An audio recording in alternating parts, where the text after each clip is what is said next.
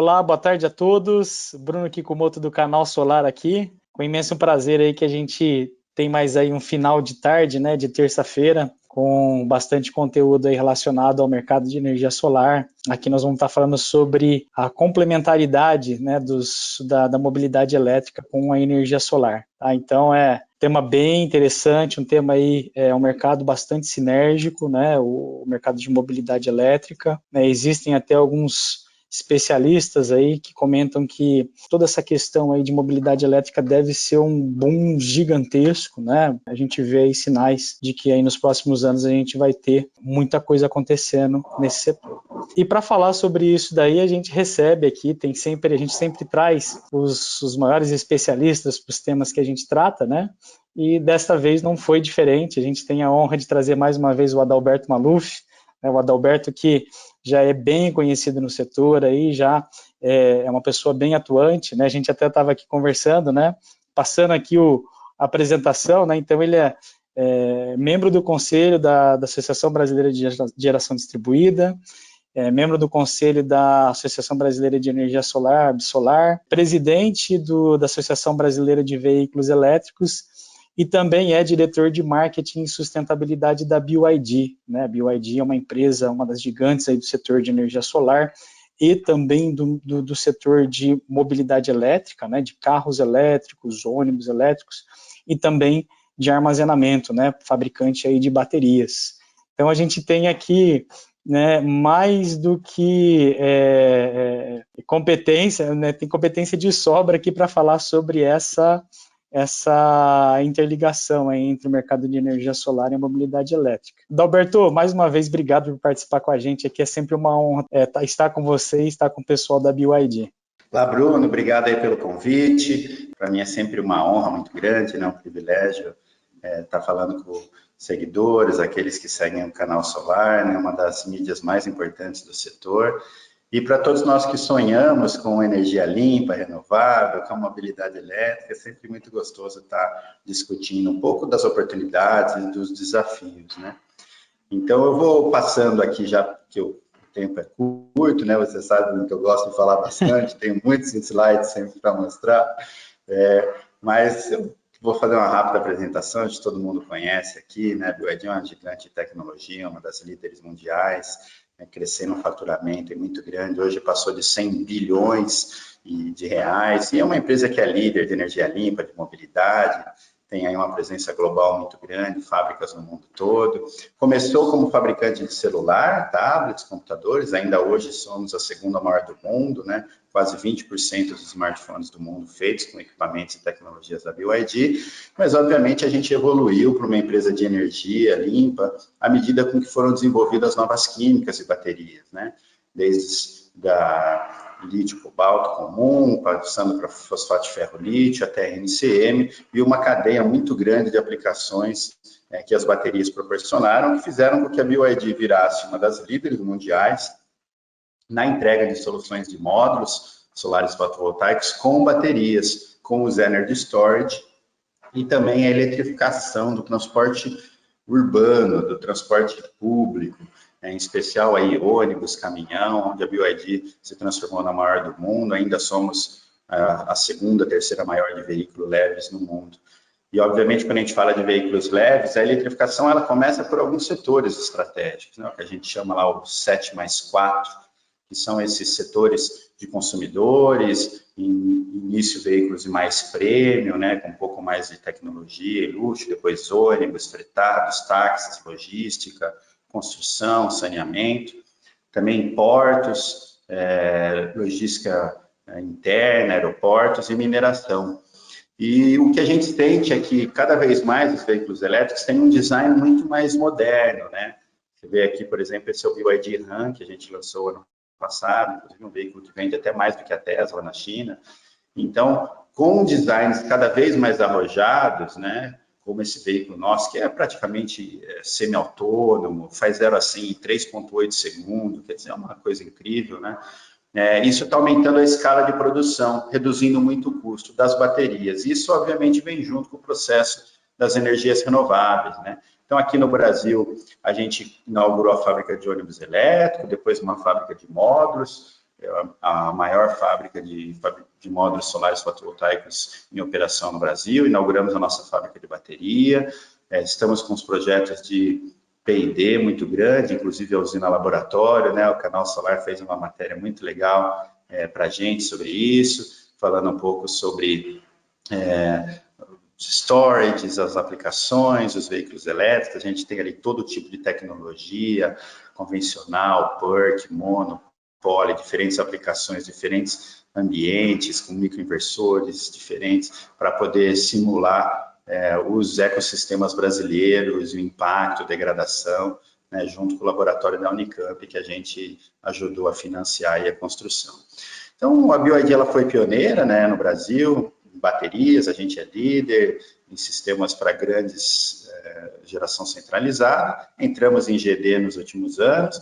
Solar é a renovável que mais cresce no mundo, todo mundo conhece esses gráficos, né? A gente passou a eólica desde 2016 e de lá para cá praticamente dobrou a produção em relação à eólica, embora o Brasil tenha uma presença muito maior da eólica, né, mais do que o dobro do que a solar, tenho certeza que a solar vai crescer, assim como no resto do mundo, e a gente deve passar solar do que a eólica e outras renováveis. E o que a gente vê é que mesmo com a crise do Covid, o impacto, né, esse relatório da Agência Internacional de Energia, que mostra uma queda no consumo de energia e tudo mais, porém as renováveis continuaram a crescer em 2020, enquanto as outras fontes, né, de carvão, gás, petróleo, nuclear, todas caíram o seu consumo.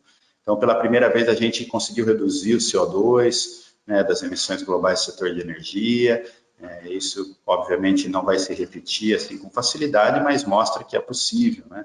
Muitos moradores de cidades do mundo poluídas, que hoje começaram a respirar o ar limpo, obviamente elas vão querer continuar assim. Mas o que a gente vê muito é uma queda muito drástica, né? Então, o solar caiu 89% em 10 anos, assim como a eólica caiu 70%. Hoje são as duas fontes mais baratas. E à medida com que se aumenta a capacidade de produção, você tem um ganho de escala muito grande, coisa que, por exemplo, a nuclear não teve, né? A nuclear aumentou a escala, mas o preço subiu. Carvão aumentou-se a escala, mas o preço manteve-se parado, enquanto solar e eólica caíram muito. Isso mostra que a gente está no caminho certo, o nosso setor só deve crescer, né? A gente tem aí uma redução na média de 36% cada vez que a capacidade de produção dobra. Então, isso foi muito bom. Aqui no Brasil, a gente vem acompanhando os números, né? A solar cresceu muito, a gente não tem muito o que reclamar, mesmo ano passado, geração distribuída. Mas se a gente olhar 2020, não foi um ano bom para as renováveis, né? Fósseis, as energias fósseis, as termoelétricas, aí foram a fonte número 1 em crescimento no Brasil. Então, de alguma maneira, o Brasil, do ponto de vista da implementação de grandes centrais geradoras, a gente está um pouco na contramão, né? Com esse crescimento das fósseis aqui que a gente vê nesse bloquinho vermelho aqui. Então, solar ali foi 1,9 gigas, né, de fóssil, 1,7 giga de eólica, 800 megas só de solar, mas isso deve se reverter em 22, 23, basicamente isso aqui é reflexo do cancelamento dos leilões em 2017, 2018, né, com aquele falso argumento de que estava sobrando energia, depois contratou essas térmicas, aí não é questão de elétrica ou de segurança energética para discutir, aqui são outros fatores, mas o que a gente vê, pelo menos, é um crescimento, né? Esse novo relatório da IRENA é muito legal em mostrar a transformação que o setor elétrico vai passar até 2050, no crescimento dos veículos elétricos, no aquecimento, na questão da eletrificação na rede, share de renováveis. É um relatório muito legal, acho que quem quer se aprofundar nesse tema e tudo mais, certamente deveria olhar. Porque quando a gente fala de transporte, obviamente as renováveis não são muito grandes, né? Embora o transporte represente quase 1/3 das emissões mundiais, do consumo de energia a nível mundial, menos aí de 3, 4% são renováveis, com biocombustíveis e também o veículo elétrico. Obviamente esse número vem crescendo bastante, um crescimento muito drástico, a gente tem muitas legislações que foram criadas nesses últimos anos, aí mais de 143 países com regulamentações de energia renovável, 70 países com regulamentação de transporte, e transporte limpo, também 23 países com regulamentações de eficiência energética e outras ações para reduzir o consumo. Então, a gente vê que devagarzinho as coisas estão mudando. E os principais mercados do mundo, com metas ambiciosas, a própria China colocou metas importantes no final do ano passado, os Estados Unidos, que vinha um pouco nessa contramão, agora com o Biden, vai aprovar metas muito interessantes. Então, a gente vai ver esse crescimento e, obviamente, isso impacta o Brasil, né? O crescimento da escala mundial reduz o preço das baterias, reduz o custo dos veículos elétricos, torna mais competitivo. Mas, ao mesmo tempo, o crescimento de renováveis no mundo faz com que esses países consumam a maior parte dos painéis solares do mundo e sobre menos para a gente. Isso faz com que tenha alguns picos de aumento de preço, como a gente vive agora, né? Quem acompanha o setor de perto sabe que desde o final do ano passado, começo desse ano, teve um aumento aí de 15%, 20% no custo dos componentes dos sistemas solares. Isso tem muito a ver com essa dinâmica global. E, ao mesmo tempo, a gente tem muitos países no mundo colocando prazos finais, né, para a venda de veículo a combustão. Então, o caso, por exemplo, aqui, a Noruega, que vai ser o primeiro, né, a Noruega já tem aí vendas acima de 50% de elétricos há bastante tempo. No final do ano passado foi 70%, 80%. Então, a gente tem em 2030 já importantes países como o Reino Unido, né, Holanda, Suécia, Irlanda, Dinamarca, 32 a Escócia. Já em 35 a Califórnia, né, que é o principal PIB dos Estados Unidos, o principal mercado dos Estados Unidos. Provavelmente os Estados Unidos vão vir com uma meta também, né, Canadá, Espanha. A gente tem estados, por exemplo, na Alemanha, né, de Baden, lá onde fica Stuttgart, que também tem metas. A gente vê a China aprovando também uma meta, a Índia querendo aprovar uma meta. Então, devagarzinho, essa transformação vai ocorrer. E para todo mundo que trabalha com renováveis, é importante fazer parte desse processo, porque você não vai simplesmente vender um sistema solar. Cada vez mais você vai vender a inteligência da gestão de um sistema de energia renovável, né? O inversor do sistema solar, do nosso painel, não vai ser simplesmente uma conversão a CDC. Ele vai ter uma inteligência ali para controlar as cargas da residência, empoderar o consumidor de como ele gera, quanto ele gasta, o consumo do carro elétrico, uma bateria ambulante, né, que pode tirar a casa no horário de pico da rede, carregar noturno. Então, são grandes transformações que todo mundo que trabalha com energia solar tem que estar antenado. Ah, não, eu tenho aqui uma instaladora pequena, eu só revendo um distribuidor, vou lá e instalo tal, e tudo bem. Olha, eu não sei se você está sofrendo a concorrência que o mercado sofre, né? A gente ouve aí dos amigos instaladores que quando oferece uma cotação numa empresa, em alguém tem lá umas 10 empresas que oferecem também. Então, quem não conseguir entregar a solução, a melhor solução para o cliente, realmente integrar todas essas tecnologias aí da casa inteligente, associadas à rede inteligente, provavelmente vai ficar para trás. E essas regulamentações mostram que o mundo está indo nessa direção. Mas todo mundo pode ver aqui que o Brasil não tem aqui. A gente não tem nada de regulamentação para elétrico. O Rota 2030, que é o regime automotivo brasileiro, não retirou as barreiras. Então, esse é um problema muito sério para a gente, que a gente corre o risco de ficar para trás, de ficar obsoleto, da nossa indústria não ter como, digamos assim, competir com essa indústria europeia, por exemplo, ou mesmo a chinesa e norte-americana. Então, vai ser importante com que a gente participe desse processo, acompanhe esse processo com bastante proximidade, para que o Brasil realmente não fique para trás, né? Que assim que esses grandes mercados fizerem a migração, por exemplo, não sei quem viu os dados, mas a Alemanha saiu de 2%, 3% no começo do ano para 10% no final do ano, agora em janeiro vendeu 30%, 40% de veículos elétricos, né? Entre elétricos e híbridos plug-in, quer dizer, em 1 ano, 2 anos, saiu de 2% para 30%. É uma loucura, a gente está falando do maior exportador manufaturado do mundo, né? O líder da União Europeia. Então, são transformações que vão ser cada vez maiores e mais rápidas, né? Ao mesmo tempo, você tem muitos fabricantes de veículos que anunciaram prazos. Olha, até 2025, até 2030, até o ano tal, eu vou parar de vender veículos a combustão, ou vou 50% dos carros, ou tantos. A própria BYD, a Tesla, óbvio, são fabricantes de elétricos. A BYD ainda fabrica alguns híbridos, né, plug-in, mas todos eles migrando ano passado praticamente 500 mil de veículos híbridos plug-in elétricos vendidos pela BYD. À medida com que o resto do mundo também faz essa transição, e a gente vai ver esses números crescerem muito. Todo mundo sabe, né, que veículo elétrico, conectividade, digitalização, esses processos todos são as principais tendências. Também o Mobility as a Service, né, o carro compartilhado, a mobilidade compartilhada, do mesmo jeito que a energia como um serviço, né, o Energy as a Service, são processos globais e tendências que a gente tem que estar acompanhando. Então, os números cresceram, né, o ano passado, obviamente, a crise do Covid diminuiu, o mundo não vendeu 1,7 quanto previsto, né, vendeu isso para 2020, vendeu um pouco menos, mas a projeção para 2025 continua ainda, né, a gente tem mais de quase 500 modelos sendo vendidos, isso vai aumentar em 5% o consumo de energia mundial, ao mesmo tempo que reduz bastante o consumo de combustível fóssil, é um processo sem volta, o preço da bateria caindo, mais de 1/3 dos ônibus vendidos no mundo já são elétricos, mais de 1/3 das duas rodas vendidas no mundo elétricas, então é um processo de transformação global, a gente vê os números, as tendências, e isso pode ser cada vez maior, né?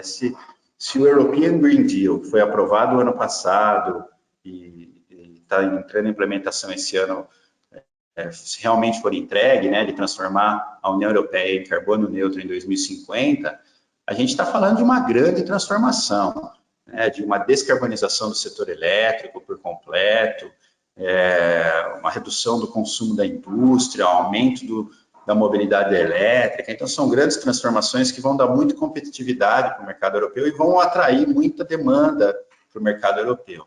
Assim como o novo plano do Biden, obviamente, a gente ainda tem que ver como ele vai ser aprovado, né? Teve os primeiros decretos agora, mas a gente está falando de quase 2 trilhões de investimentos públicos, mais 5 trilhões de dólares de investimentos privados nos próximos 10 anos, quer dizer, uma grande transformação.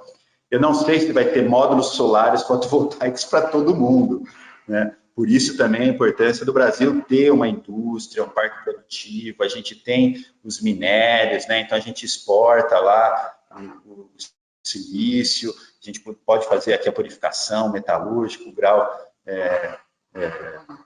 eletrônico e tudo mais. Então o Brasil tem muito a ganhar nesse processo também, para a gente correr esse risco de ficar fora desses grandes processos, porque a política de desenvolvimento da China, né, todo mundo que acompanhou o Made in China 2025, né, o 13º Plano de Desenvolvimento, de transformar a economia chinesa na economia digital, ele foi muito bem sucedido. A China hoje lidera a maior parte dos setores da economia digital mundial, desde pagamentos, digitalização, que você imaginar. E o 14º Plano, aprovado no final do ano passado, traz lá 15 componentes, com 60 medidas, ele poderia ser chamado do Plano de Desenvolvimento Sustentável da década, né?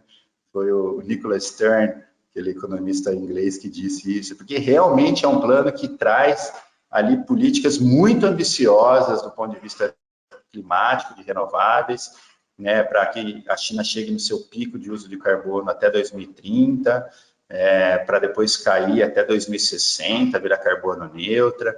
Então, a gente está falando de uma redução de CO2 por unidade de PIB mais da metade, é uma grande transformação, acabando com a poluição urbana, colocando ali limites de geração de térmicas e não renováveis. Então, o que acontece na China vai impactar a gente aqui, né? No ano que não estiver implementando lá na velocidade tal, sobra no mercado, o preço cai. A hora que eles estiverem cumprindo e fazendo acontecer, falta no mercado e o preço vai subir. Então, a gente tem que acompanhar muito essa dinâmica chinesa para poder se posicionar de uma maneira mais efetiva aqui no Brasil, né? E a gente vê que as cidades vêm melhorando um pouco a qualidade de vida, né? Eu acho que a Covid mostrou, em especial, algumas doenças urbanas, a poluição, por exemplo, né? A gente viu números de cidades poluídas, cidades que tinham alta poluição, chegaram a ter 2, 3 vezes mais mortes por Covid do que cidades não poluídas, né? Tanto a poluição quanto os congestionamentos são grandes problemas urbanos que a gente vai ter que lidar com eles, seja para quem mora nas grandes cidades ou nas médias, mas tem um outro problema que está surgindo, que é cada vez mais uma pressão para reduzir custos, né? A crise econômica traz isso. reduzir custos para as empresas, para as famílias. Isso é uma oportunidade para todos nós, porque nós oferecemos soluções, embora tenha um custo de capital grande, às vezes, né, tem linhas de financiamento. Vender um sistema solar é quase que vender um financiamento, né, que ele se paga, assim como um veículo elétrico, tem um TCO, um custo total de propriedade muito baixo. Um ônibus elétrico em 10 anos custa bem menos do que um ônibus diesel, né, uma van, um furgão elétrico para uma empresa de logística, ele se paga em 2, 3 anos e pode rodar quase 10. Então, a gente está falando de uma grande transformação. Nós aqui na BYD acreditamos muito na criação dessa solução integrada, do sol à roda. Então, cada vez mais os instaladores, EPCistas têm que se especializar nisso. Não é só fazer lá uma modelagem no sisteminha solar e vender, entregar e só isso. A gente vai ter que cada vez mais agregar mais para o nosso cliente, né? Mostrar para ele o papel do veículo elétrico como storage, a bateria de segunda vida para fazer o storage ali no horário de pico e reduzir a conta dele, as diferentes aplicações com veículos, ônibus, caminhões, empilhadeiras. Então, é um processo sem volta, a gente já vê na prática, né? Aqui em Campinas mesmo, a gente tem já clientes de ônibus que usam solar, grandes cases internacionais, aqui eu cito um case do Zebra, que é a Aliança Internacional de Ônibus de Baixa Emissão, lá em Santiago, né? Primeiro foram feitos testes 3 anos atrás, depois foram comprados 100 ônibus da BYD, a empresa de energia, a Enel X, comprou os ônibus, fez a infraestrutura de recarga, fez os sistemas solares, hoje aluga o ônibus para a frota. Então, só a BYD está falando mais de 500 ônibus, mais de 800 entrando. Era a maior frota de ônibus elétrico fora da China, ainda né? Mas Bogotá acabou de conquistar esse novo título para 2021, a própria BYD, a gente vendeu lá 1.500 ônibus elétricos em Bogotá, não vou exagerar, 1.476 ônibus elétricos em Bogotá.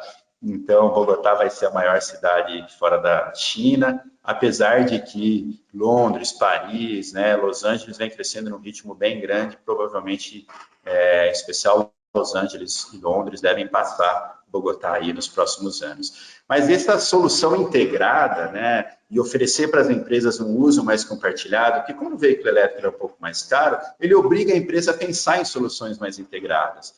Aqui é o exemplo de um parceiro, cliente nosso, a Aldo Solar, ele tem lá painel, carregador para o carro elétrico, algumas baterias que fazem só esse carregador, outras baterias que fazem horário de pico, quer dizer, a gente vai ver essas soluções integradas muito com mais frequência. Então, por exemplo, aqui tem um projeto da EDP, um ônibus de fretamento, que leva lá os funcionários de Fortaleza até a usina termoelétrica de Pecém. Isso eu acho muito legal, né? A gente pensar numa termoelétrica que ainda gera energia de combustíveis fósseis, tecnologia do passado, mas ela já está testando, já tem lá painel solar, tem ônibus elétrico, tem carregador, pensando como vai ser essa transição para o futuro. E outros projetos pelo Brasil, né? Eu poderia citar vários, mas eu cito aqui de Brasília, nossa capital, onde a operadora lá Piracicabana, né, minha querida Piracicabana, eu que sou piracicabano de nascença, que adoro Piracicaba, né, gosto muito de mostrar essa foto. Hoje as 3 garagens deles lá tem painéis solares, já uma frota de ônibus elétrico importante. Isso mostra uma tendência quase que irreversível. Nesses nichos onde tem alto consumo energético ou aplicações logísticas que podem vir com medidas ambientais de restrição, por exemplo, uma van elétrica ou um caminhão elétrico, um VUC, em São Paulo não pega rodízio, né? Não paga IPVA, tem uma redução dos 50% de IPVA. Então, isso gera cada vez mais possibilidades desses projetos saírem do papel. Então, quem está vendendo um sistema solar lá na ponta, quem está instalando um sistema solar na ponta, ele tem que pensar que esse cliente, à medida que ele tem um sistema solar, o próximo passo é ele ter um veículo elétrico. Assim como, se ele comprou um carro elétrico, o próximo passo é ele ter um sistema de GD solar, né? Eu acho que vale a pena fazer parceria, liga lá para a Volvo, para a Audi, para a Jaguar, vendeu um carro elétrico, me avisa, hein, que eu vou lá e vendo um sistema solar na sequência. É praticamente um processo sem volta, né? A gente vê também caminhões no Rio de Janeiro, já tem 20, né? Ou Cadege, que o Mercadão lá do Rio, que inclusive é um cliente privado, né? Tem painel solar que já gerava para o complexo todo, também para os veículos elétricos, os caminhões elétricos, né? A gente vê isso muito na logística urbana, que a gente chama ali a last mile, né, a última milha, aquela logística dentro da cidade, os furgões elétricos já são realidade. A maior parte dessas empresas aqui, que são empresas líderes, né, Nestlé, Carbono Zero, OPR, a Zembal, Mercado Livre, DHL, obviamente eles já têm sistemas solares, eles estão expandindo a renovação solar, então é uma integração. E eu cito aqui a Eco Rodovias, que foi um dos primeiros clientes a comprar 10 vans nossas, operar, eles já usam energia solar aí pelo menos uns 7, 8 anos, né?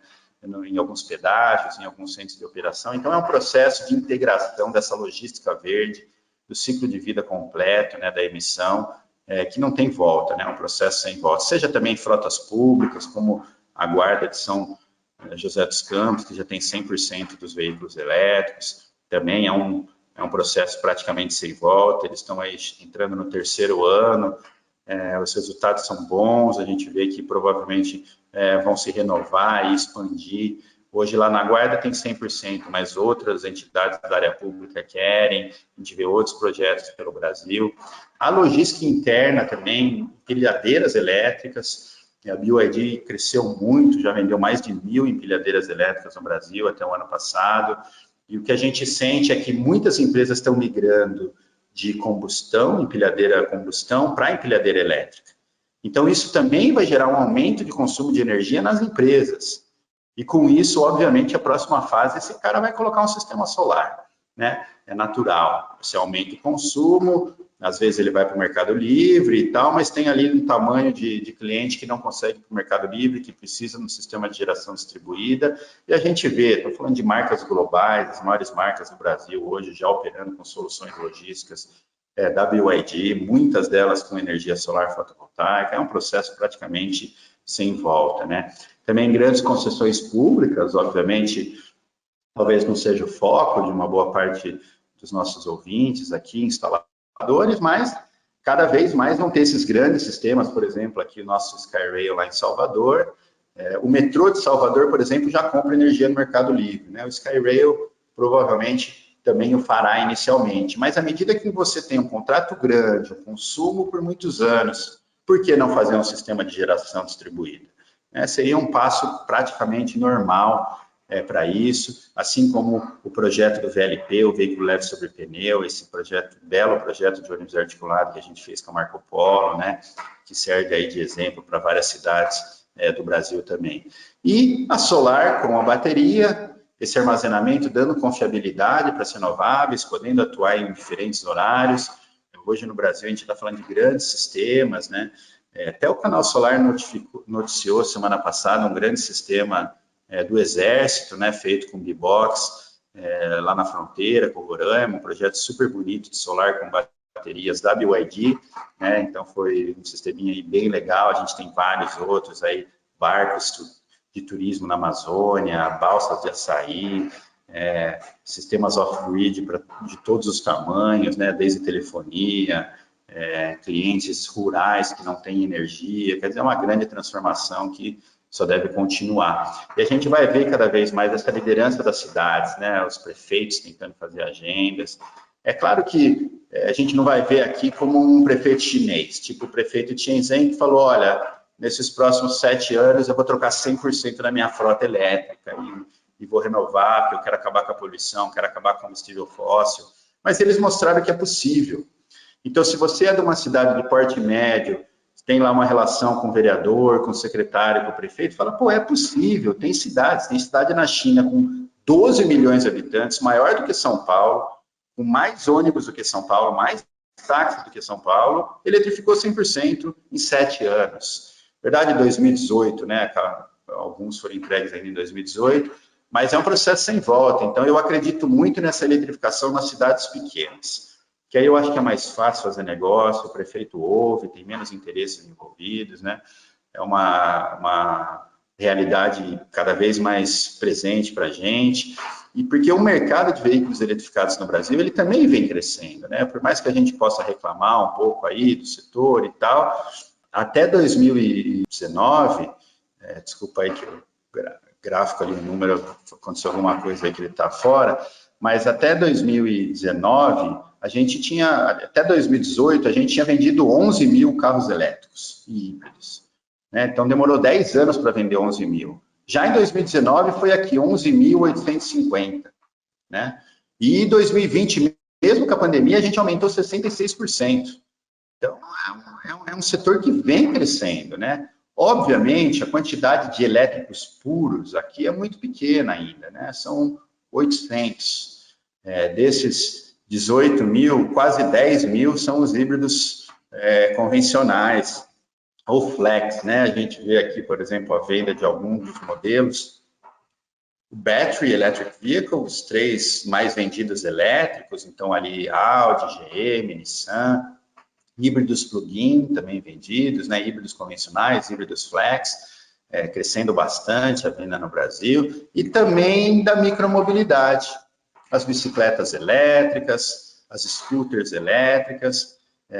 Obviamente, uma bicicleta elétrica, a gente está falando ali de 3, 4, 2, no máximo 5 kWh de bateria, né? É uma coisa pouca, mas se comparado com um veículo elétrico. Mas à medida com que as pessoas usem cada vez mais energia, inclusive esse cliente que tem uma scooter, que tem uma bike elétrica, que tem ali, né, uma Hoover ou qualquer outro similar, ele vai ter um aumento do consumo de energia. E, obviamente, esse aumento do consumo de energia deve cada vez mais aumentar o mercado para nós, da energia limpa renovável, seja para os grandes consumidores, ali no Mercado Livre, ou mesmo o mercado regulado, né, via leilões, mas em especial, eu acho que para esse cliente de porte médio, pequeno, que ele vai comprar uma bike elétrica para a casa dele, aí ele vai ver aumentar um pouco o consumo, ele vai ver que é possível ter GD, aí ele já vai pensar na empresa dele, vai ter um sistema lá, aí ele já vai pensar que ele faz distribuição, ele pode ter van, vai ter carro. Então, o setor precisa se capacitar muito sobre essas soluções, sobre essas tecnologias, para que a gente possa cada vez mais ofertar isso para o nosso cliente. Né? Um cliente vem falar de energia solar, ele sai ali não só sabendo de solar e das possibilidades que ele tem de solar, mas também dos outros setores, né? Seja para a pessoa física, aí, a micromobilidade, o veículo leve, seja para o corporativo, as frotas de empresas que podem ter uso compartilhado, frotas de logística, frotas de caminhão, de ônibus. A gente vai ver também cada vez mais eletrificação em nichos, por exemplo, o setor sucroalcooleiro, a mineração, né? Então, quem tem ali contatos e trabalha muito nessa área deve começar a buscar essas oportunidades. Talvez elas não estejam na maturidade econômica 100% ainda, em 2021, em janeiro, fevereiro de 2021, mas quem sabe em julho, quem sabe em dezembro. Então, é um processo, né? Assim como um sistema solar que ninguém compra, assim, no dia ele pede uma cotação, aí ele pede mais uma, da hora que ele já tem 5 cotações, ele demora, né? O empresário brasileiro, ele demora para tomar essa decisão, para comprar um carro elétrico, obviamente, também, né? Um namoro muito grande, mas a gente tem que abrir essas portas, né? Abrir essas portas para o futuro, que certamente vão crescer.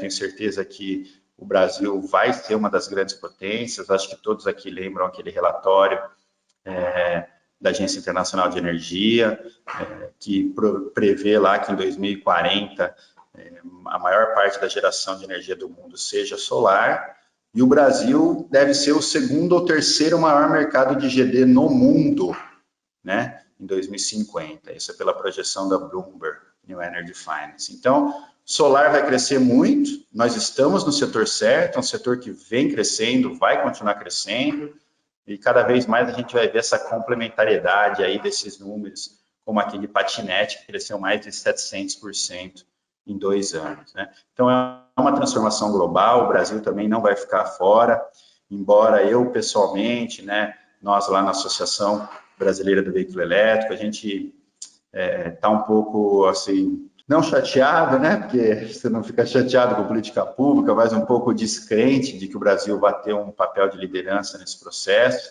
A gente estava vendo o copo meio cheio, né, lá do Rota 2030, lá em 2018, 2019, falando, bem, pelo menos retirou um pouco das barreiras, né, o copo está meio cheio, a gente, em geral, na imprensa, tudo, tivemos discursos bem favoráveis, mas o tempo foi passando, as regulamentações não foram feitas, muita coisa que devia ter saído do papel não saiu, hoje a gente já está vendo o copo meio vazio e muito preocupados com o futuro da indústria automotiva no país, né, em função dessa mudança global para o veículo elétrico, autônomo, conectado, que todo mundo sabe, e também essas mudanças no setor elétrico, porque a gente não quer que o Brasil seja só um instalador de painéis.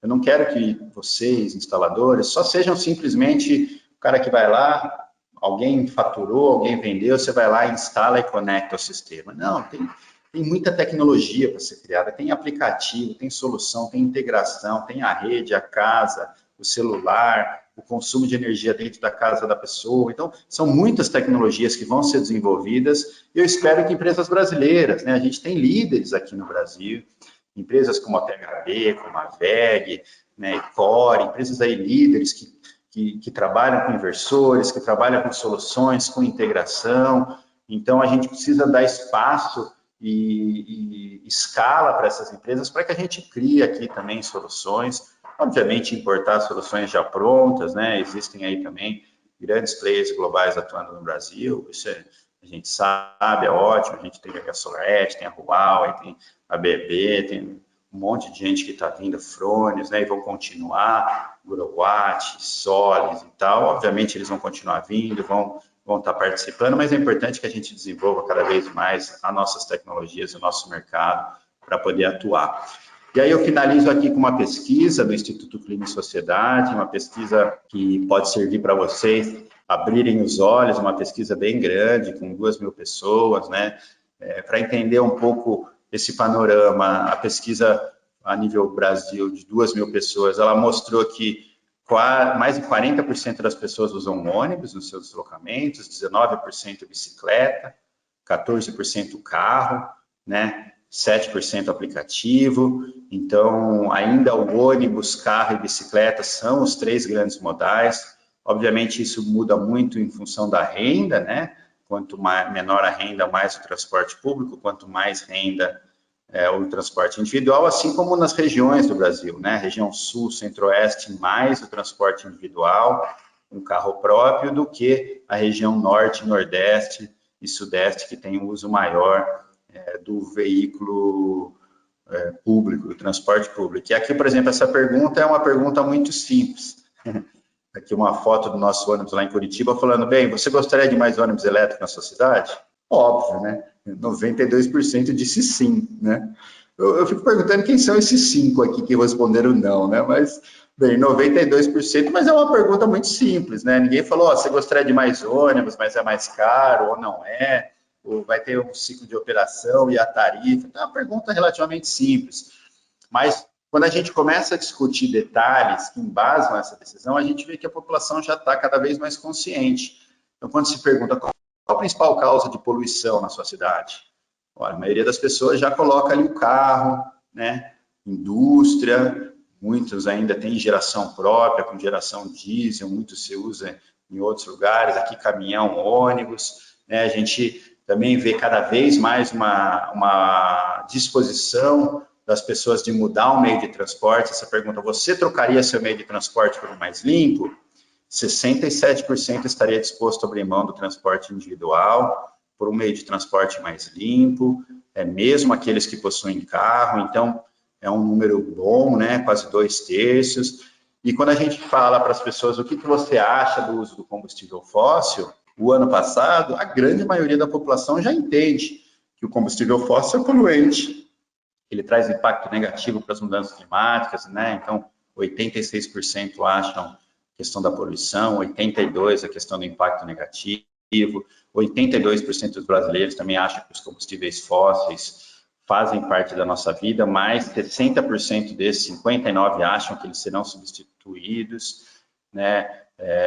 Quase todos acreditam aí que a gente tem soluções economicamente viáveis para isso. Então, é um processo de transformação. E acho que esse é o último gráfico para mostrar a evolução dessa pesquisa, né? de 2017 para 2020, quer dizer, mesmo num ano muito difícil, que foi o ano de 2020, com pandemia, fizeram essa pergunta: qual a probabilidade de você comprar um carro elétrico? Teve mais do que o dobro de pessoas, de 16% para 33%, dizendo é muito provável que eu tenha um carro elétrico. Né? Se somar aí com um pouco provável, também teve um aumento de 30% para 38%. Então, a gente está falando de 71% das pessoas acha provável que eles tenham um carro elétrico se eles forem comprar um carro. Essa mesma pesquisa eu não trouxe aqui, ela mostrou que, na verdade, a vontade de comprar carro diminuiu, né, nos últimos anos. Cada vez menos as pessoas querem ser donas do carro, elas querem o serviço mobilidade. Mas, de qualquer maneira, né, dentre aquelas que querem comprar, cada vez mais as pessoas têm essa disposição e acreditam que será provável aí nos próximos anos, nos próximos 3 anos, comprarem um carro elétrico ou um híbrido plug-in.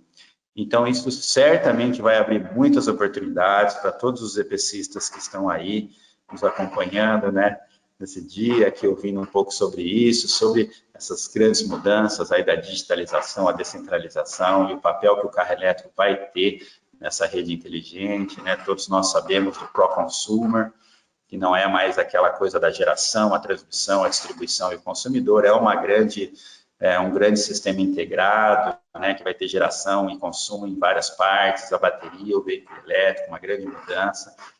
Para finalizar aqui, eu deixo alguns relatórios que eu gosto muito, especial esse da IRENA, Innovations Landscape for a Renewable Future, que fala sobre quais são as tecnologias e os sistemas que vão estar operando, né, para a descentralização do sistema, para a eletrificação do transporte público, as tecnologias que vão viabilizar isso via digitalização, hidrogênio, blockchain, o veículo elétrico, o armazenamento, os novos modelos de negócio, né, a energia como serviço, a venda, a troca de energia e o comércio de energia direto, agregadores de tecnologias e os novos desenvolvimentos e designs de mercado, de modelos de negócio, que são muito importantes para que isso ocorra. Eu tenho certeza que vocês vão gostar muito de baixar esses estudos, como esse outro da IRENA, que fala o que precisa para criar infraestrutura de smart grid, em redes pequenas, em redes maiores. Tem lá toda a descrição de inovações setor por setor, ação por ação. Acho que é muito importante todos estarem antenados nesses relatórios e já conseguindo pensar, né, o fluxo energético, o fluxo de informação, a microrrede, a rede como um todo, o papel do armazenamento, o consumidor. O consumidor vai estar lá no centro, muito empoderado, com uma economia cada vez mais digital, com veículos elétricos, com bateria de segunda vida, com várias tecnologias. Então, a gente precisa cada vez mais entender esse sistema para a gente poder atuar. Eu tive a honra aí de participar, né, da revista Solar nesse mês, nessa última, segunda edição, falando um pouco do crescimento dos veículos elétricos, das renováveis no mundo. Quem quiser, baixa a revista lá online para poder conhecer um pouco mais sobre isso. Eu agradeço, Bruno, obrigado a todos aí pela oportunidade. Para mim é sempre um prazer muito grande estar com vocês, falando sobre esses temas que são tão apaixonantes, né? Muito bom, Adalberto. Realmente é apaixonante, né? A gente costuma dizer que no mercado de energia solar a gente tem mais do que profissionais, né? Mas pessoas realmente engajadas, né? Que vivem, né? E fazem acontecer. E a BYD, com certeza, gostei muito do teu último slide, ele patrocinadora da Mãe Natureza, né? É uma das empresas realmente que abraçam essa questão da sustentabilidade como um compromisso, né? Como um compromisso com a sociedade, né? Com as pessoas, né? Que fazem negócio. Muito bacana aí. E você vê, Bruno, a gente, né, que milita nessa área ambiental há muito tempo, né? Eu estou aqui na BYD há 7 anos, mas você lembra da minha trajetória, sempre trabalhei com sustentabilidade e energia limpa. A gente sempre falava que não dá para virar verde sem a verdinha, né? Green without the green. Só que pega a BYD o ano passado, as ações da BYD subiram 400%. Né? O Xiao Fuang, nosso fundador, ali, que já foi o homem mais rico da China, considerado o homem da década, né, na energia renovável, o cara que revolucionou baterias, energia solar no mundo. A fortuna dele de 10 bi foi para 30. Só ali. E olha que toda vez que ele cresce, ele distribui ações para a diretoria para ele sair, né? Tu deve lembrar quando ele virou o homem mais rico da China, eu acho que em 2010, 2012, ele deu ações para todo mundo, que ele falou, esse é o único título que eu não quero, né? O homem mais rico da China. Mas ele é uma referência, né? É um cara apaixonante também. Eu vi isso com meus próprios olhos na visita do presidente da China aqui para o Brasil, na visita do primeiro-ministro, o quanto o presidente da China gosta dele e elogia, né? Eu vi o primeiro-ministro da China elogiando ele como um dos 3 maiores empreendedores da China, aquela fila de empresários chineses que o cara vai lá no jantar e quer tirar foto com o Mr. Wang, né? Tipo, é o Bill Gates, né? O Steve Jobs chinês, né? Já foi chamado, né? Do Steve Jobs chinês, né? Hoje tem outros, né? Porque hoje cresceram tantas empresas aí chinesas de tecnologia que tem vários Steve Jobs chineses. Como sempre, antigamente falavam, a BYD, a Tesla chinesa, né? Hoje já tem outras, a BYD quase Tesla chinesa, mas a BYD ainda continua aí como uma das maiores do mundo de veículo elétrico, mobilidade limpa. E para a gente é uma honra, né? Por isso que a gente investiu no mercado brasileiro, a gente acredita muito no mercado brasileiro. Temos aqui mais de 500 empregos diretos aqui em Campinas. Temos a fábrica em Manaus, fabricando baterias, hoje para os veículos, mas no futuro próximo para os stores. Temos operação em Curitiba, temos operações em Salvador, Rio de Janeiro, em Vitória, né? Estamos expandindo, crescendo. A gente acredita muito no mercado brasileiro, que tem tudo para ser uma grande potência das energias limpas e renováveis, como a gente já é, né? A gente já é uma potência em biocombustível, em biomassa, em eólica. Eólica, se eu não me engano, a gente está ali nos top 7 ou 8, né? Solar a gente vai, né? A gente vem crescendo aí de 25, 16, 2 anos atrás foi 12, né? Talvez o ano passado a gente tenha chegado nos top 10, aí, mas o Brasil vai virar top 5 de solar no mundo, com certeza, porque a gente tem uma das melhores irradiações solares do mundo, tem uma rede integrada, tem população jovem, né? E por mais que eu goste muito dos biocombustíveis, né? Como piracicabano, não teria como não sê-lo, né? Mas tem aquele estudo do professor Hitcher, que ele fala que um hectare, se você gerar cana e pôr em combustível para um veículo a combustão, você gera lá X quilômetros, eu nem lembro. Mas se você pegar aquele mesmo hectare, gerar planta solar, pegar esse solar e pôr no veículo elétrico, você roda 60 vezes mais, né? Então, é questão de eficiência, não tem como brigar contra isso, né? Em especial contra a gasolina e o diesel. Eu vejo a eletricidade e as energias renováveis muito complementares ao biocombustível. Acho que o Brasil tem que apostar muito nos dois, o biocombustível junto com a eletromobilidade, os híbridos flex, a entrada do hidrogênio, que vai abrir um monte de fronteiras. O Brasil também tem possibilidades muito grandes, tem know-how tecnológico, né? Aqui na nossa própria região, né, Bruno, a gente tem empresas líderes no tema de hidrogênio, aqui na região de Campinas, e obviamente é um processo sem volta, e fico à disposição, pessoal, se tiver alguma pergunta, alguma dúvida, algum questionamento, tem vários aqui. Não tem problema. Tem vários aqui, né, Adalberto? Eu estava aqui, na verdade, fazendo, à medida que você ia passando aí, né, a tua apresentação, eu fui anotando aqui, né, várias perguntas aqui que eu queria colocar para você com essa questão da sinergia, né, e até acabei aqui me perdendo aqui com tantas anotações, né, porque você tem uma coisa legal que você consegue fazer uma apresentação que ao mesmo tempo é abrangente e profunda, né, sempre explorando, né, muito bem ali os temas, né, gerando a sinergia entre os temas, né, entre as várias facetas e aprofundando, né, e várias delas aqui, né, mas uma que eu achei muito interessante, você apresentou aí o projeto Zebra, né, Zebra, sei lá como vocês estão chamando aí, né, no comercialmente, né, mas eu achei muito interessante e eu queria te perguntar, né, quando que a gente vai ver um projeto parecido como esse no Brasil, em que a gente tem, de repente, né, uma oportunidade, de repente, né, de uma grande cidade que está trocando a frota, né, uma empresa, e a gente ter um projeto completo, né, como a gente viu aí, né, os ônibus elétricos, né, com as baterias, e carregando isso daí com energia solar, com energia renovável, né, uma estação de carregamento. O que falta para a gente ter isso daí no Brasil? Primeiro, todas as frotas que estão entrando em operação no Brasil, elas já nascem com renovável. Né? O cara vai pôr 5, 10 ônibus, de cara ele já vai ou no Mercado Livre comprar energia renovável para recarga noturna, ou ele já põe um sistema solar. Isso é básico, né? O Zebra, que é o Zero Emission Bus Rapid Accelerator, é uma organização, é uma iniciativa de várias organizações internacionais, bancos multilaterais, liderados pelo ICCT, pela C40, pelo WRI, essas grandes organizações internacionais, e foram anunciados 1,5 bi de dólares, né? Então aí 8, 9 bi de reais, de vários bancos multilaterais, incluindo o BNDES, né? O BNDES está lá também.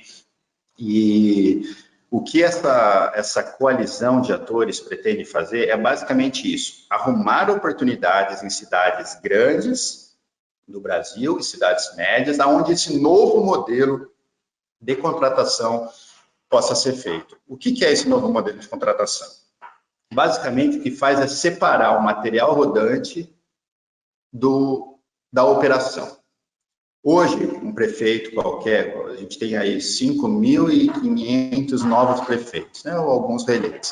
O prefeito chega lá, pode ter uma concessão de ônibus, ele vai, faz de novo a concessão, assim, ele joga para o setor privado, o concessionário, faça tudo aí, bum. O cara cria, ele já tem a linha, ele faz a linha, ele arrecada o dinheiro, ele paga, ele compra o ônibus, ele deprecia e se tem lá um lucro no contrato.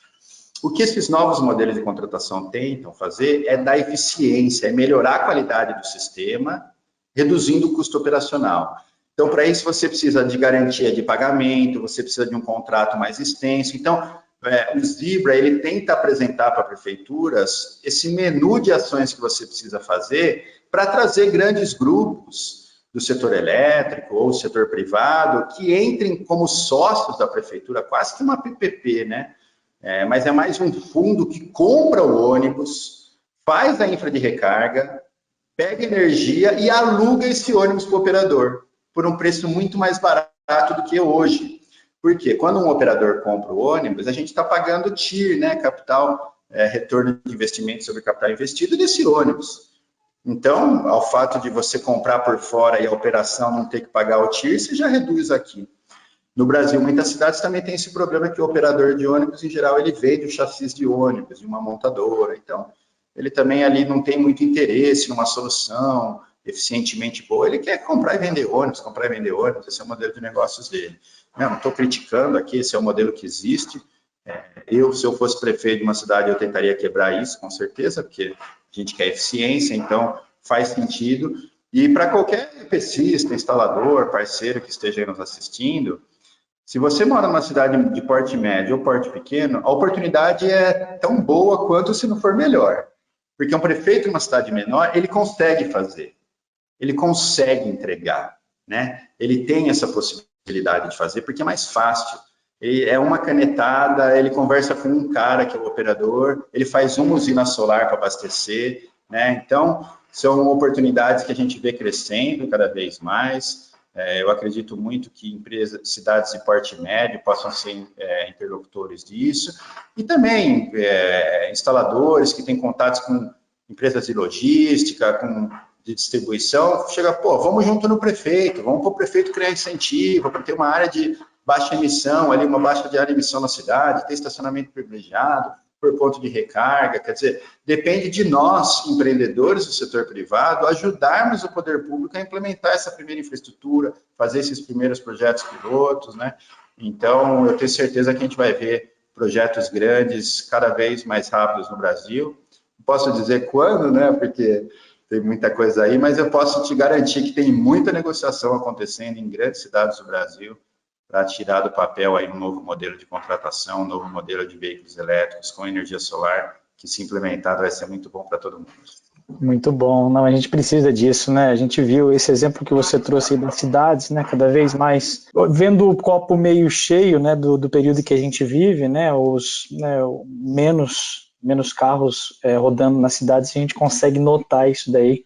Quem vai para São Paulo consegue ver isso daí claramente, né? Outra cidade, né?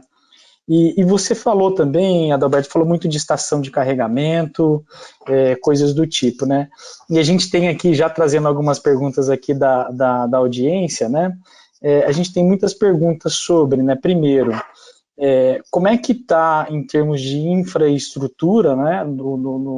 No país como um todo, né? De repente comentando aí por regiões também essa questão das estações de carregamento, para quem vai comprar um veículo elétrico consiga de fato utilizá-lo aí na plenitude, né, para rodar. E também aqui muitas perguntas sobre compatibilidade, né? Quando a gente fala de carregadores, a gente sabe, na verdade, assim, né, que existem muitas questões, né, aqui a gente está falando de carregamento em conexão, né?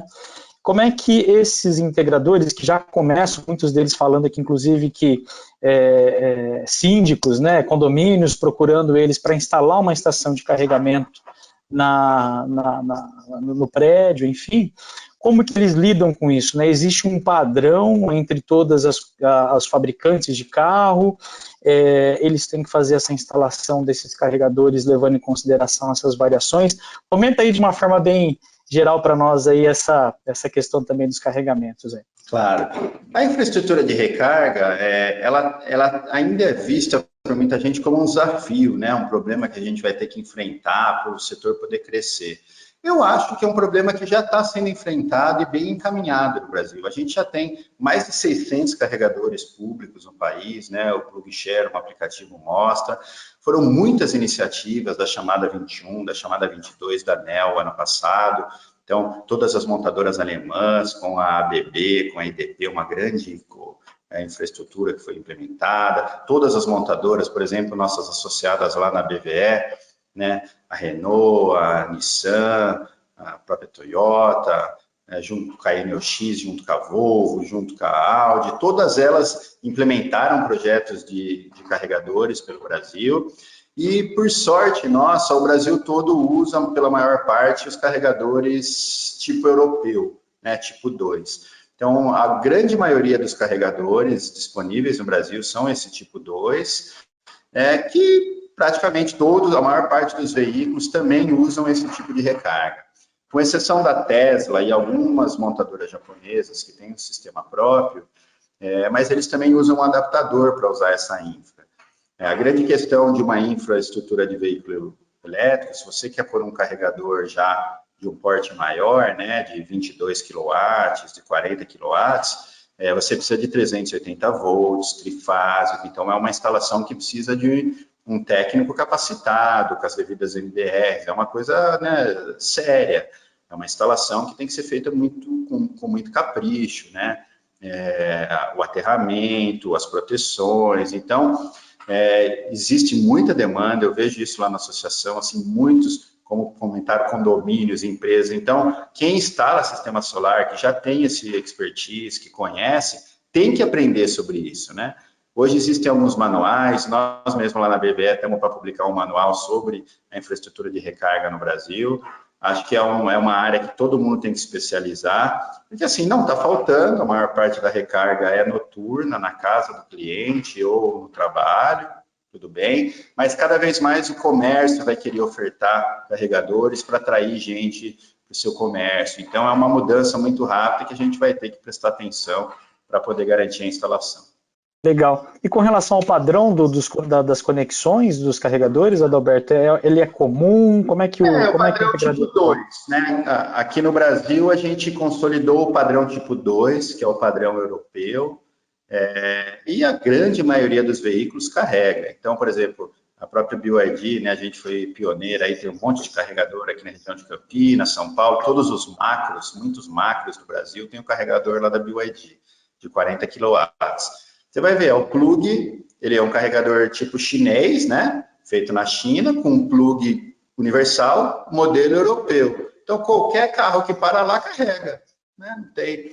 A nossa dificuldade é, se você for num carregador da Tesla, aí você não carrega, mas ele também não carrega no nosso, né? Como alguns japoneses também tinham essa dificuldade. Mas hoje eu não vejo isso muito como problema. O Promob tem um relatório muito legal, para quem quiser buscar Promob, que é o Programa de Mobilidade Elétrica, que teve financiamento do governo alemão, lá na Plataforma Nacional da Mobilidade Elétrica, né, nós como a BVE somos membros, eles fizeram um relatório bem legal sobre infraestrutura de recarga, sobre normas, sobre questões técnicas. Eu sugiro para quem quer aprofundar nesse assunto, baixa lá os relatórios, dá uma estudada, que com certeza vai responder a maior parte das perguntas. Ótimo.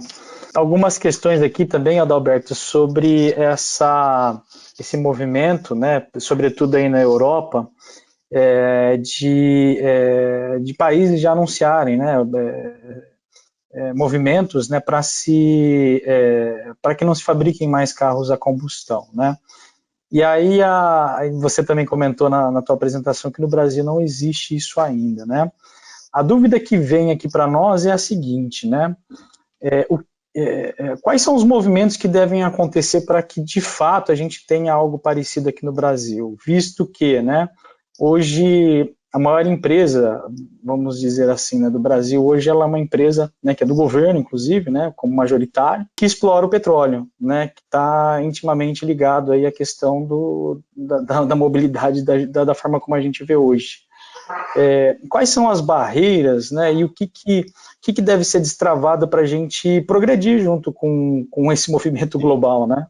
Infelizmente o Brasil não tem essas regulamentações ambientais e de futuro que os outros países têm, que alavancaram o setor. Então, são muitos países que colocaram metas de renováveis ou de elétricos, o ano que termina de vender combustão, é muito dinheiro. Então, a Alemanha, depois do European Green Deal, a Alemanha pôs 20 bi de euros na indústria automotiva para fazer a transição. A França pôs 12 bi de euros, né, lá em infraestrutura de recarga, compra de veículos para frotas públicas, a indústria do futuro, tal. O Biden acabou de anunciar que está comprando 600 mil carros elétricos para a frota federal, do governo federal. Quer dizer, o poder público nesses países está induzindo esse processo.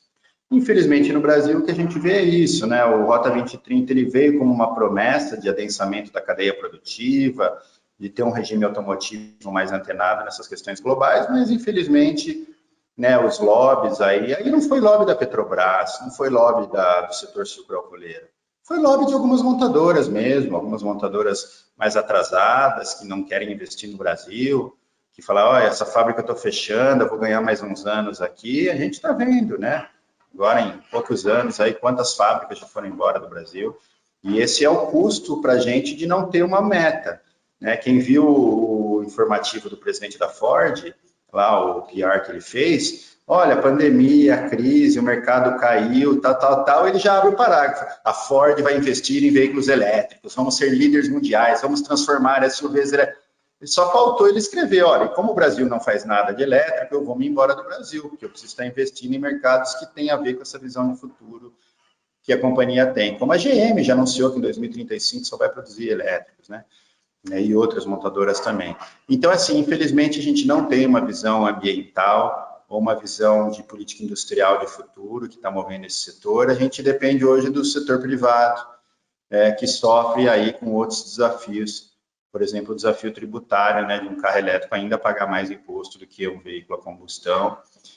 Mas é um processo que eu acho que nós temos muito a fazer nisso, para conscientizar a opinião pública, conscientizar os tomadores de decisão, fazer pressão mesmo, né?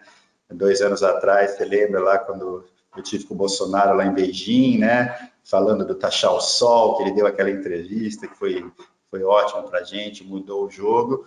Sim, temos que pressionar, temos que ir para cima do presidente, temos que ir na mídia social comentar, né? Nosso presidente adora comentar coisa de mídia social, então vamos lá, vamos falar de carro elétrico, vamos falar de geração distribuída, taxar o sol não, queremos crescer, porque o mundo inteiro está fazendo isso, temos que gerar emprego, solar é que mais gera emprego por megawatt instalado, queremos veículo elétrico e indústria do futuro. Imagina, o Mercosul tem um acordo de livre comércio com a União Europeia.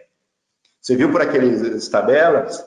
A Europa inteira, em 2030, quase não vai estar vendendo o veículo a combustão.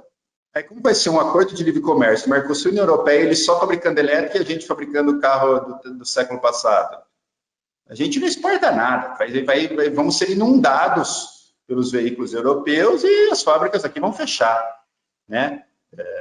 Não sei se você viu, eu escrevi um artigo no Estadão falando sobre isso. Só nos últimos 2 anos a gente perdeu 200 mil empregos, diretos e indiretos, no setor automotivo. Isso antes da Covid, né? Caiu de 1,5 milhão para 1,3 milhão empregos diretos e indiretos. A gente está falando de fábricas que estão fechando, autopeças que estão fechando. Se você não cria demanda para o carro elétrico, nenhuma fabricante de autopeças vai desenvolver os componentes para esse carro elétrico. Aí é tipo o ovo e a galinha, né? Não faz um, tem outro, não faz a hora que vê, tá cheio de galinheiro por aí e você não tem galinha. Você não tem como, né, competir com o pouco que tá cheio de galinha pronto. Então é um processo complicado, aí espero que o Brasil acorde o quanto antes para essa necessidade. É que eu nem entrei no tema do lítio, né? Da cadeia de valor para baixo do carro elétrico. Aí eu precisava de mais meia horinha para discutir esse assunto. Nós já vamos marcar um próximo webinário para isso daí, viu, Adalberto? O lítio é o ouro do futuro e o Brasil tem grandes reservas minerais. O Mercosul tem as maiores reservas do mundo de lítio, né? Então a gente pode ser um grande player nesse setor também. O Adalberto, tem uma pergunta aqui do Carlos, né, bem interessante aqui, né, no momento que você estava comentando sobre o fechamento dessas montadoras, né, a Ford, por exemplo, agora anunciou, né, essas fábricas, né, elas podem ser remodeladas para fabricar carros elétricos ou não? O investimento que tem que ser feito é muito grande e vale a pena começar do zero. Como é que funciona isso? É difícil saber, né? Eu não sei como que é, por exemplo, a fábrica da Ford, o nível. A gente teve historicamente no Brasil, esses grandes investimentos dessas montadoras globais são fábricas de segunda linha europeia. Então o cara fecha a fábrica na Alemanha, manda para o Brasil, fala que é um investimento novo. Tá? Então a fábrica brasileira, ela não é que ela é obsoleta. Ela tem robôs, ela tem tudo, mas ela produz coisas que talvez o carro elétrico não tenha. O carro elétrico não tem motor a combustão, não tem diferencial, não tem eixo cardano, tem um monte de componente. Então, uma boa parte da produção que tem na fábrica de motores, ninguém vai comprar um motor, o carro elétrico não tem motor daquele, né? Então, eu acho que deve ser muito difícil. E eu vejo, por exemplo, na BYD, né, que abriu várias fábricas de veículos elétricos, também é uma grande revolução nesse maquinário dos veículos elétricos, essas fábricas modulares, né? Então vai ter fábrica no Brasil que está pronta, por exemplo, a Audi já anunciou que a fábrica dela lá no Paraná, ela vai fazer a transformação para produzir elétrico, quer dizer que já está preparada. A da Ford provavelmente não estava preparada, senão, se fosse possível fazer essa transição, eles fariam. Tanto é que a Ford manteve a operação na Argentina, expandiu, manteve a operação na África do Sul, expandiu, basicamente porque ela quer fazer também veículos elétricos, né? Então, eu acho que devem ter algumas que são mais obsoletas, outras menos, mas, assim, se a gente ficar deitado aqui em berço esplêndido, esperando esse amanhã sem fazer nada, nós corremos um risco muito grande de ver a nossa indústria cair, né? Você sabe, né, Bruno? A gente já está vivendo um dos maiores processos de desindustrialização da história mundial. Poucos países passaram esse processo de desindustrialização. A gente saiu de 28% da indústria de transformação do PIB para 11% ano passado. É uma catástrofe, né? Porque o emprego industrial é um emprego de qualidade, é um emprego que paga melhor, é um emprego que gera tecnologia, é um emprego que paga INSS. Se a indústria de transformação fecha, 50% da receita do INSS vai para o espaço. O agronegócio não paga INSS. As exportações de minério e agronegócio brasileiro não pagam a aposentadoria do brasileiro, são isentas. Então, se fechar as indústrias de transformação, né, você pega lá os membros da BIMAC e tal, tem muitos problemas na política comercial brasileira. A gente tem antidumping no aço chinês, mas a gente permite importar uma máquina chinesa que 99% do custo dela é aço, sem pagar imposto, com ex-tarifário, mesmo tendo produção nacional. Quer dizer, é uma loucura, né? Infelizmente, o governo federal hoje, ele não tem uma política industrial, ele não gosta de política industrial, ele não liga para uma política industrial. Tanto é que o ministro da Indústria é um banqueiro, né? Então, o banqueiro, ministro da Indústria, não estou falando do Guedes, né? O Guedes também é banqueiro. E eu não tenho problema nenhum com banqueiro, ministro da Economia. Eu acho que tem que ser economista mesmo, ministro da Economia, e pode ser banqueiro, pode ser qualquer coisa. como pode ser médico, né? Inclusive teve médicos no passado que foram bons. Mas na indústria, precisa ter alguém, no mínimo, que goste da indústria, né? O ministro da indústria que fala mal da indústria, que a indústria é mamata, que quer subsídio. Não é subsídio. Esse subsídio da indústria não existe, isso é distorção tributária. O governo taxa os insumos, isenta o produto final, você fica ali. Então, a redução do imposto do insumo não é subsídio, é só uma equalização fiscal, porque as NCMs são mal classificadas. A gente precisa de uma reforma tributária, precisa de um monte de coisa. E vamos torcer para que esse ano, eu estou muito otimista aí, para que esse ano a reforma administrativa, tributária, toda saia do papel para a gente realmente pôr o Brasil de volta aí no rumo que precisa ir. A gente precisa arrecadar, né? A gente precisa gerar caixa aí para o país que, né, enfim, sofre, né? A gente já tinha problema antes da pandemia, agora então, né, gastando, não tinha uma outra forma de fazer, a gente precisa realmente da indústria, como você falou, né? Eu acho que o setor de agro dá a contribuição dele, mas eu lembro muito bem uma das primeiras entrevistas que você deu aqui no Canal Solar, né, e você comentou sobre isso, não dá para jogar isso tudo nas costas do agronegócio, né? A gente tem uma população agora eu não lembro exatamente, mas na faixa aí de 13 a 15 milhões de pessoas procurando uma recolocação, né? E a gente precisa de uma indústria forte, né? Eu também sou da indústria, né, Adalberto? Trabalhei aí mais de 10 anos na indústria e tenho esse apreço, né? A gente conhece essa questão mesmo que você falou, né, da qualidade, do investimento em tecnologia, e eu acho que mais do que nunca, né? A gente não pode deixar de investir no setor industrial, mas agora, nesse momento, mais do que nunca, a gente realmente precisa desse apoio, né? E, Adalberto, aqui queria falar aqui também sobre um assunto, a gente falou sobre a mobilidade, né, várias questões aqui, e a gente tem várias perguntas também, né, você comentou muito da questão do integrador agregar esse trabalho, né, esse serviço no portfólio dele, né, trazer mais soluções, né, a caixa de ferramenta tem que ter mais coisas, né, e nesse sentido, falando aí sobre essa complementariedade entre energia solar e carros elétricos, né, mobilidade elétrica, como que fica a questão da bateria, né, que vai estar lá dentro do carro? Hoje a gente vê, né, que muitos brasileiros, muitos consumidores de energia têm esse interesse, por exemplo, de ter a continuidade do serviço de energia independente da concessionária, por exemplo, né, cai cai a energia da rede, enfim. É possível a gente utilizar, né, a partir do momento que a gente tem um carro elétrico, utilizar esse armazenamento que houve ali no carro elétrico para que numa eventual falta de energia a gente utilize isso em casa, né, na residência, no estabelecimento? Sim, com certeza isso é viável, é possível e já está acontecendo, né?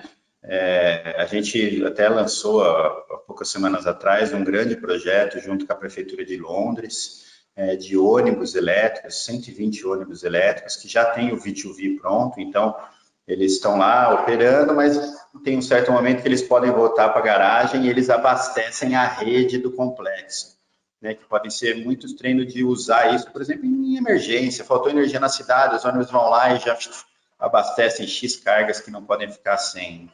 Eu não sei se vai ser o carregador do carro elétrico ou o inversor solar, mas esses dois sistemas vão estar conectados. A gente tem já inversores híbridos, né, que estão em homologação no Brasil, para o uso de baterias, as B-Box, você conhece bem as nossas B-Box, que podem ser usadas não só para sistemas off-grid, mas também para a rede. Né? À medida que a gente tem essa regulamentação que permita um sistema solar ficar independente da rede, como a B-Box, por exemplo, está lá. Só que a B-Box basicamente é um monte de bateria, que eu tenho também dentro do carro elétrico.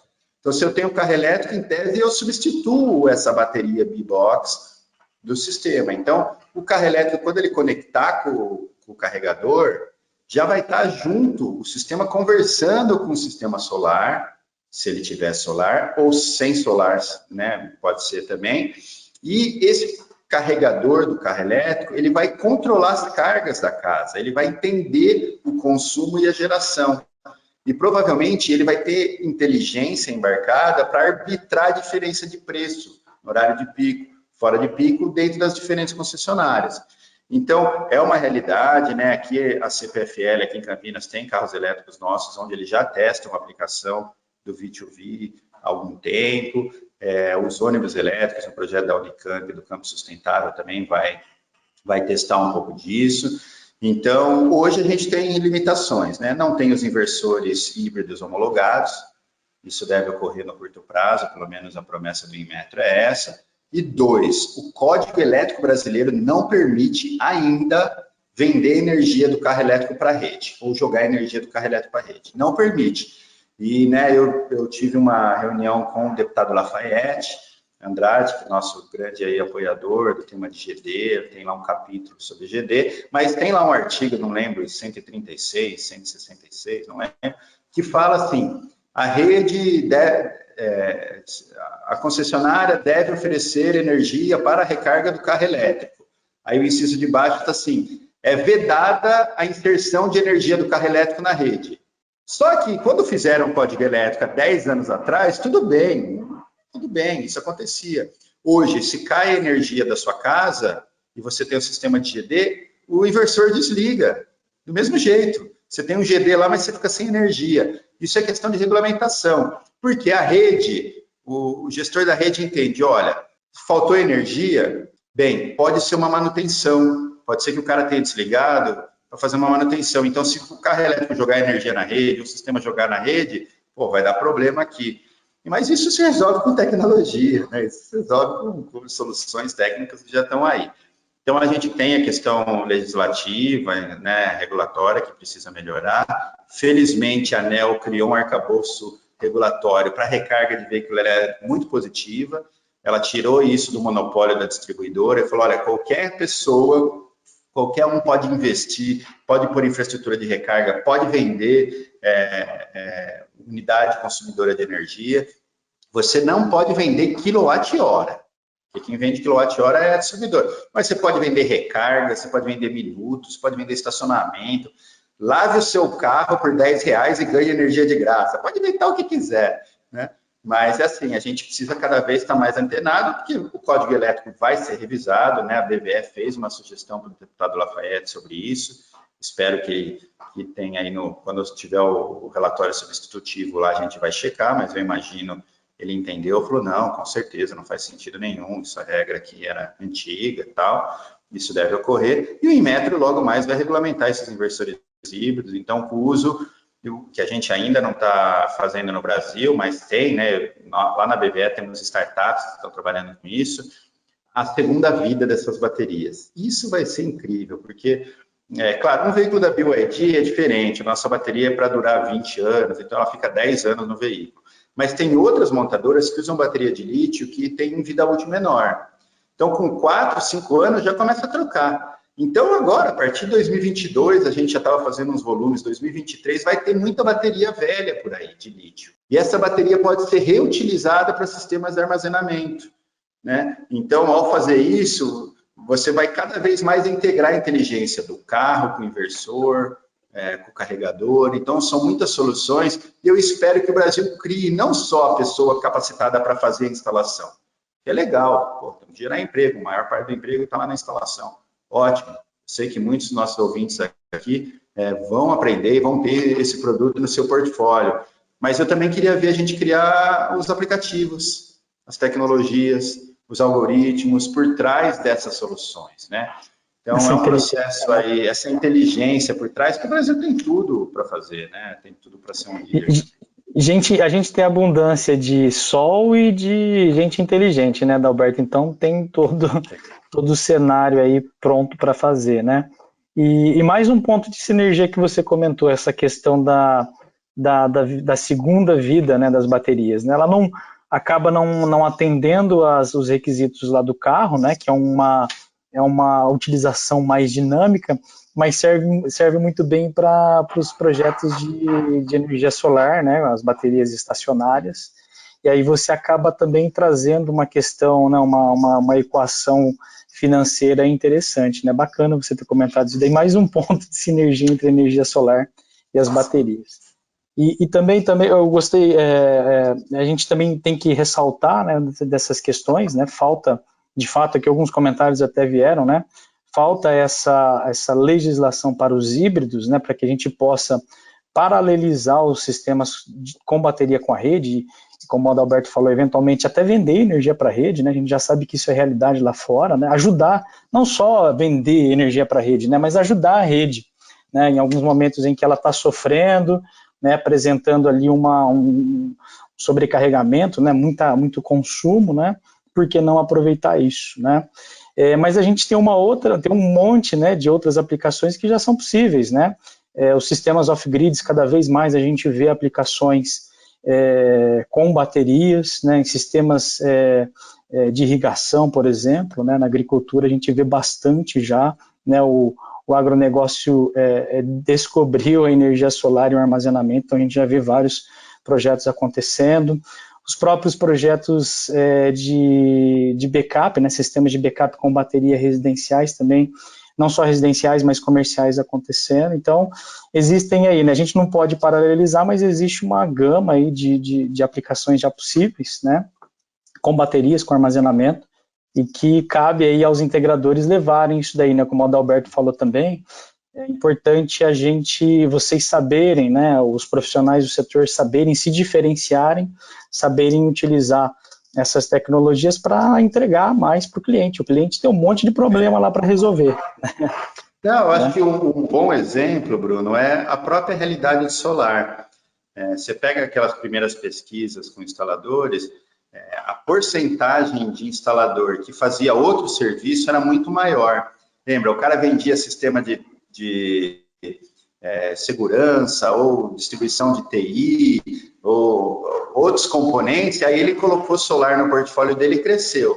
E nos últimos anos, solar cresceu tanto que solar hoje é o business do cara, né? E tem muita empresa aumentando a participação de gente que é exclusiva só em solar e não mais naquelas áreas. Mas a mesma coisa vai acontecer com o carro elétrico. A gente tem que desenvolver esse conhecimento dentro da nossa empresa para quando um cliente for falar de jeito dele, eu também tenho um carro elétrico, um híbrido, eu quero carregar. Você precisa estar pronto ali, precisa saber o que tem que ser feito, precisa saber dimensionar, precisa ver se esse sistema solar que ele tem é suficiente para abastecer o carro ou não, se precisa complementar, o que precisa fazer. Então, eu acho que é uma mudança grande, né, que vai revolucionar os dois setores. A gente sabe, tanto o setor automotivo quanto o setor energético vem passando pelas maiores revoluções dos últimos anos, né? O motor a combustão ficou aí 100 anos sem competidor, sem ninguém questionar o motor a combustão, né? Mais de 100 anos. Hoje ele está sendo questionado, em 10, 15 anos ele pode ser que suma 20 anos. Mesma coisa a rede elétrica, né? Tinha um modelo lá que está aí há 50 anos, mas a geração distribuída, a digitalização vão questionar muitos modelos antigos e nós do setor solar temos muita sorte de estar nesse que é o líder dessa revolução. É a transição energética, né, Maluf? As coisas progridem, as tecnologias elas são criadas e elas têm que estar aí a serviço da população, da sociedade, né? E até aproveitando, né, gostaria de fazer um convite aí para todos os integradores, né? Nessa linha, a gente criou um curso de projetos de armazenamento, né? Então a gente vai falar sobre questões de mercado, questões de cálculo de viabilidade financeira e também de projetos, né, da parte técnica, as normas técnicas, quais são as possibilidades, backup, sistemas off-grids. A gente já vê bastante, é muito interessante, né, Adalberto, a gente está falando muito de tecnologia, né? Eu lembro que há algum tempo atrás a gente falava em micro-redes, né, microgrids, e falava como se fosse uma coisa do futuro, né, que quando será que isso vai acontecer? E a gente já vê isso no Brasil, né? Já tem casos excelentes, trazendo excelentes retornos financeiros aí para quem investe, né? E também assim um excelente retorno para quem se capacita em fazer isso, né? Como você muito bem disse ali, né? Batendo nessa tecla, mas é a realidade, né? Às vezes a gente vê muitas vezes as empresas de integração reclamando, né, da concorrência, né, que é difícil, o mercado está, enfim, né, está difícil de conseguir ganhar os projetos, mas são nesses movimentos que vocês vão conseguir ganhar, né, oferecendo mais, ofertando mais, agregando valor. Tá? Então, a gente apresenta esse curso, com certeza vai ter bastante coisa lá de BYD, né, que, enfim, né, líder mundial aí de fabricação de baterias, né, Mas eu convido vocês a participarem, quem tiver interesse, entre em contato. Vai ser na segunda semana de março, a gente já está com... o tema é tão interessante, Adalberto, que a gente abriu aí há 2 semanas, né, e já estamos com praticamente a primeira turma fechada, já estamos abrindo a segunda já, né, para poder trazer esse conteúdo aí para os profissionais do setor. Né? E eu acho que é isso, foi bacana aqui o nosso bate-papo, adorei mesmo, vários elogios aqui, o pessoal falando, o Adalberto tem que voltar mais vezes, né? Então já está dado o recado, né? Eu não preciso nem falar, Adalberto, aqui no Canal Solar aqui sempre há espaço para vocês da BYD, né? Sempre vai ter um tapete vermelho estendido aqui para que vocês voltem, né? Então, questão da gente combinar aí o próximo tema para você voltar. Maravilha, eu agradeço, você sabe o quanto eu gosto do Canal Solar, né? Das mídias mais importantes do setor, um setor jovem, mas que já cresceu muito, ganhou nosso coração, e eu fico muito honrado de participar aqui de novo, fico à disposição, são vários temas legais aí que tem para a gente conversar, e precisar de qualquer coisa, estamos aqui. Ótimo. Obrigado a todos vocês também, né, por participarem aqui com a gente, trazerem aqui as perguntas de vocês, né, muitas das perguntas aqui a gente não conseguiu responder, depois até a gente pode passar para o Adalberto, né, mas eu procurei fazer uma síntese, foram muitas perguntas, viu, Adalberto, mas assim, muitas mesmo, né, então a gente está aqui com um olho no peixe, o outro no gato, né, tentando unir ali as perguntas que tratam do mesmo assunto para que, né, seja respondido, mas acho que a gente conseguiu aqui trazer, né, o objetivo é trazer bastante informação para que vocês apliquem no dia a dia de vocês aí, gerem negócios, né, gerem sustentabilidade para o nosso mundo, né, e para o nosso país aí que a gente precisa realmente. Boa noite para todos vocês, mais uma vez obrigado Adalberto, obrigado a BYD por ceder aí também a tua participação, e a gente se vê por aí. Até logo. Tá bom, um abraço, boa noite a todos.